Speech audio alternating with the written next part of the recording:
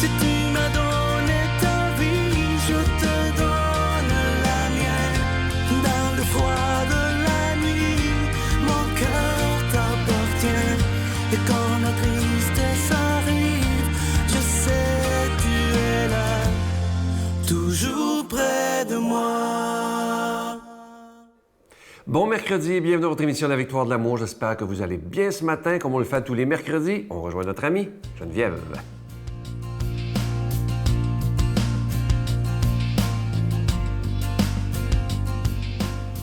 Bon mercredi tout le monde! C'est la suite avec Judith dans la Bible. Judith qui est un peu comme une prophète, si on veut, pas dans le sens qu'elle a beaucoup parlé, mais dans le sens qu'elle nous montre un chemin complètement nouveau, complètement déstabilisant. On continue, donc l'armée de Nabuchodonosor avec Holoferne, son général en chef, vient assiéger la ville de Béthulie, où habite Judith. Cette ville est située, dans le texte on lit, sur le haut d'une montagne et n'a pas accès à de l'eau. Fait qu'ils ont dit, les adversaires, les Assyriens, puis l'armée d'Holoferne, on n'entrera pas en guerre avec les armes, on va les assiéger, on va faire un blocus juste ici, on va les laisser crever de soif, puis ils vont se rendre d'eux-mêmes, ils vont se rendre à nous, puis on va avoir gagné le territoire. Puis en gagnant Béthulie, bien, on gagne tout ce beau territoire-là, parce que je vous l'ai dit, c'est à l'entrée de la terre des Hébreux. Alors, le peuple commence à avoir soif. Avons-nous soif de Dieu? Moi, je vous le dis, avec le confinement, j'ai eu tellement soif d'Eucharistie, j'ai eu tellement soif des sacrements, j'ai eu tellement soif. J'ai compris c'était quoi avoir soif. Et j'aimerais mieux pas sentir encore cette soif-là, dans le sens que je veux bien continuer d'aller à la messe régulièrement. Mais ça m'a fait quand même du bien d'avoir soif de Dieu. C'est un beau sentiment. Et on peut avoir soif tous les jours, comme si on était en manque de lui chaque jour. Je dis ça comme ça pour les passionnés parmi vous. Replongeons dans cette soif régulièrement. Puis disons-le au Seigneur, Seigneur, j'ai soif de toi. J'ai soif de toi. Viens m'abreuver, viens irriguer la terre de mon cœur pour que je porte des bons fruits. Bref, le peuple a soif et les dirigeants se rassemblent. Judith n'est pas là, elle est chez elle. Ils se rassemblent et ils disent, Seigneur Dieu du ciel, regarde leur insolence. Aie pitié de l'abaissement de ta race. Regarde notre peuple, regarde en ce jour le visage de ceux qui te sont consacrés. Ça, c'est le peuple de Dieu, le peuple qui est là, c'est nous, ça. Seigneur, vois ma soif, vois l'insolence de mes ennemis. Ça peut être mon péché, ça peut être des attitudes que j'ai, des défauts que j'ai, c'est mon ennemi. Ça peut être des personnes, idéalement, des attitudes de certaines personnes ou quoi. Nos ennemis, là, on en a toutes, visualisez-les, dis-je.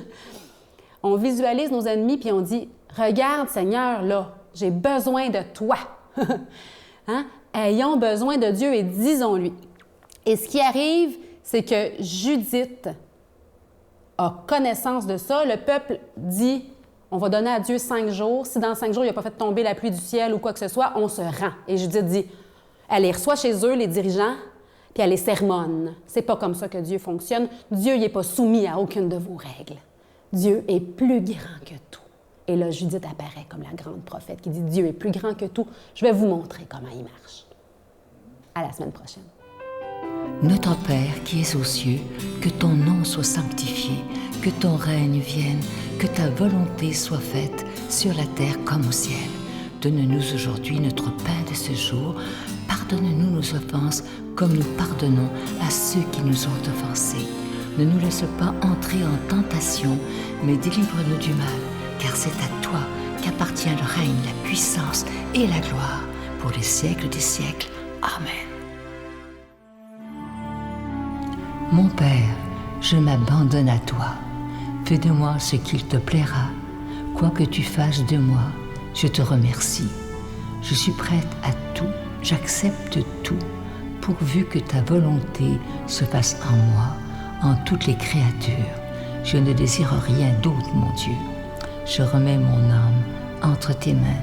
Je te la donne, mon Dieu, avec tout l'amour de mon cœur, parce que je t'aime, et que ce m'est un besoin d'amour de me donner, de me remettre entre tes mains, sans mesure, avec une infinie confiance, car tu es mon Père.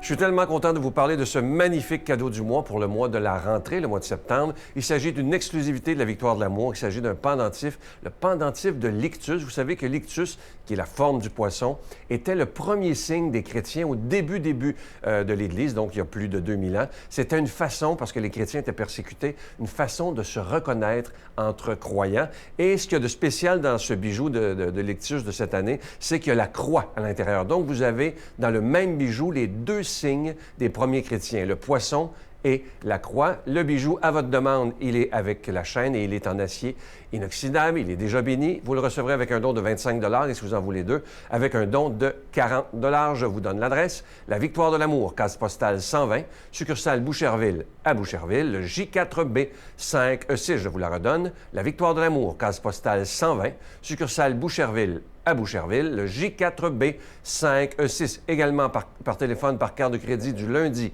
au vendredi de 8h30 à 16h30 dans le 514-523-4433, 523-4433 ou sans frais le 1-888-811-9291. 1-888-811-9291 et aussi sur notre site Internet. Vous savez que c'est une façon très rapide, sécuritaire et efficace de faire votre don, le www.lavictoiredelamour.org. Et vous savez, je vous en parle depuis quelques temps, il y a des gens qui pensent que le site Internet, c'est simplement pour faire des dons. Bien au contraire, vous pouvez revoir toutes les émissions à l'heure qui vous convient. Alors allez faire un tour sur notre site Internet, vous en avez pour des heures et des heures. Merci de votre générosité.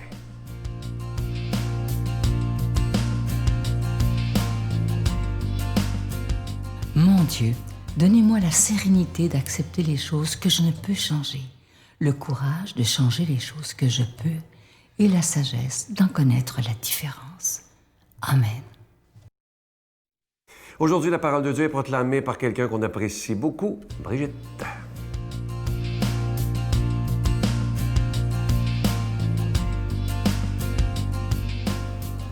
Bon matin tout le monde, j'espère que vous allez bien pour entendre les béatitudes du Seigneur.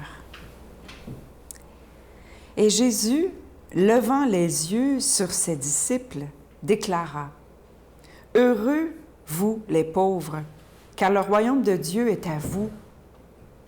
Heureux, vous qui avez faim maintenant, car vous serez rassasiés. Heureux, vous qui pleurez maintenant, car vous rirez. Heureux êtes-vous quand les hommes vous haïssent et vous excluent, quand ils insultent et rejettent votre nom comme méprisable à cause du Fils de l'homme. Ce jour-là, réjouissez-vous, tressaillez de joie, car alors votre récompense est grande dans le ciel. C'est ainsi, en effet, que leur Père traitait les prophètes. Mais quel malheur pour vous, les riches, car vous avez votre consolation. Quel malheur pour vous qui êtes repus maintenant, car vous aurez faim. Quel malheur pour vous qui riez maintenant, car vous serez dans le deuil et vous pleurerez. Quel malheur pour vous lorsque tous les hommes disent du bien de vous. C'est ainsi, en effet, que leur Père traitait les faux prophètes. Acclamons la parole de Dieu. Louange à toi, Seigneur Jésus. Ça me touche toujours, les béatitudes, j'en ai les larmes aux yeux. Aujourd'hui, 9 septembre, c'est la fête d'un grand saint qui a fait comme Jésus, qui a pris la condition d'esclave, qui est devenu pauvre et petit, parce que c'est lui, Jésus, qui est pauvre, qui est persécuté, qui a faim, qui pleure. C'est lui que les gens haïssent, excluent, insultent, c'est lui. Il est avec nous. Ce grand saint, c'est Saint Pierre Claver, qui était un prêtre jésuite du 16e siècle. Il est mort en 1600 quelque chose, début du 17e. Saint Pierre Claver, dont il avait comme ami Saint Alphonse Rodriguez, qui était portier à l'époque, et il lui parlait des missions du Nouveau Monde. Alors, Pierre Claver, il s'est dit, « Ah oui, moi, il a senti l'appel de Dieu à aller dans ce Nouveau Monde. » Et il est allé, il est arrivé en Colombie, et aujourd'hui, on l'appelle la Colombie.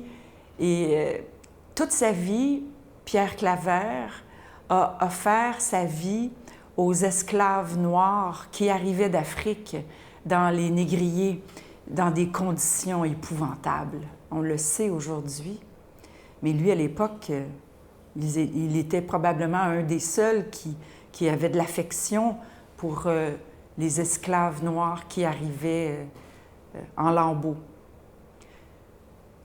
Il a dit, Pierre Claver, c'est comme ça qu'il s'appelle quand il a été ordonné, Pierre Claver, esclave des Africains pour toujours. Et il est devenu le saint patron des Noirs, avec un N majuscule, le saint patron des droits de l'homme. Et je pense qu'on est dans une période de l'histoire où on prend peut-être plus conscience encore de la souffrance des Noirs. Surtout ceux qui ont été amenés comme ça, leurs descendants, des blessures infinies, que seul le Seigneur, dans ses béatitudes, peut comprendre, peut consoler, peut accompagner, peut guérir. Prions Saint Pierre Claver aujourd'hui de nous donner cette grâce, comme lui, de devenir esclave. Tu sais, on dit, Jésus leva les yeux, je ne sais pas si ça vous a frappé, Jésus levant les yeux vers ses disciples. Ça veut dire qu'il était accroupi. Il lève les yeux. Ses disciples, il donne à voir ses disciples, il le donne à le regarder de haut. Jésus est tout petit. Il nous demande d'être comme lui, d'accompagner ceux qui souffrent. Et je vais dédier cette journée à tous mes amis noirs que j'aime particulièrement. Au nom du Père, du Fils et du Saint-Esprit. Amen. Je vous salue Marie, pleine de grâce. Le Seigneur est avec vous. Vous êtes bénie entre toutes les femmes, et Jésus, le fruit de vos entrailles, est béni. Sainte Marie, Mère de Dieu, priez pour nous pauvres pécheurs, maintenant et à l'heure de notre mort. Amen.